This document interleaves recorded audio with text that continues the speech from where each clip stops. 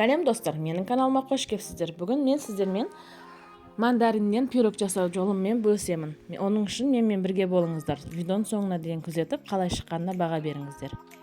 Алдымен құрғақ ыдысымызды алып, ішіне 2 жұмыртқамызды салып, 1 стакан құмшекерімізді салып, жақсылап бір келкі масса болғанша араластырамыз.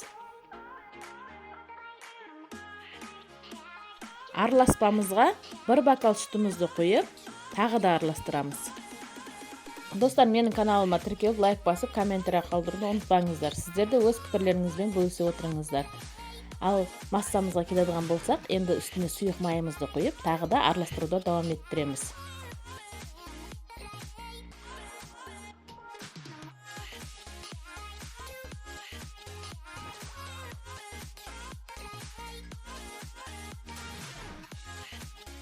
Дайын болған массамыздың үстінде еленген ұнымызды аз-аз мөлшерде салып, үстіне қамыр қопшытқышымызды қосып, жақсылап араластыруды давам етеміз.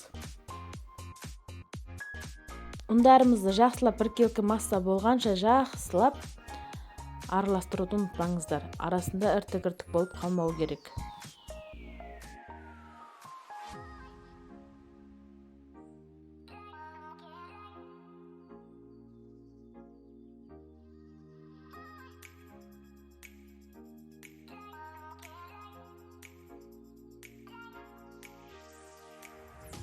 Бізде шамамен осындай сұйықтықта масса хасыл болады.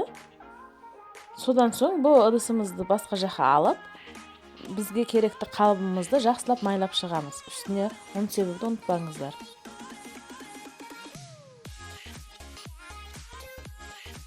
Біздің қалыбымызға әдемілеп жақсылап майларымызды жағып, үстіне ұндарымызды себіп, бар жеріне бір келкі болып тигенше осылай айландырамыз. Енді бізге керек боладыған мандариндерді жақсылап сыртына артып, өзімізге керекті бөліктерге бөлеміз. Дәл видеода көрсетілгендей бөлсеңіздер болады.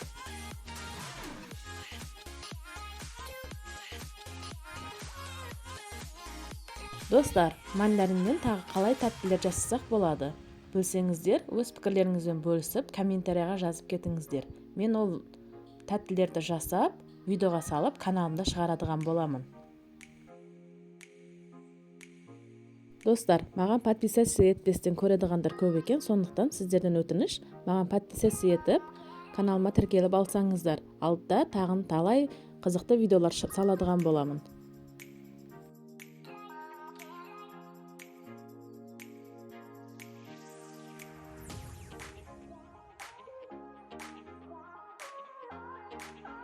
Дайын болған мандариндерімізді листімізге, қалбымызға да осылай жайластырып шығасыздар. Енді оның үстіне бағанағы дайындап алған массамызды әдемілеп құйып шығамыз.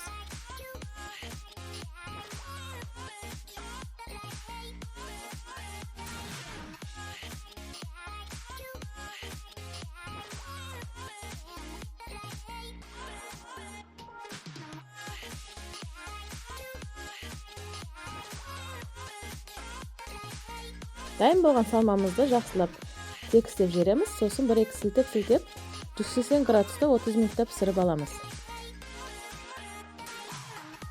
Пісіп шыққан пирогымызды бетіне сахарный пудра сеуіп, әдемілеп сәндеп аламыз.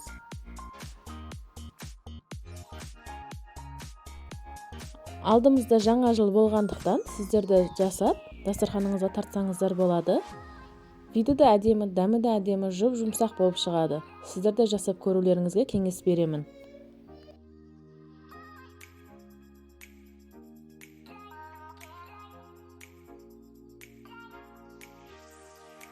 Ас болсын. Келесі видеоларда кездескенше сау саламатта болыңыздар.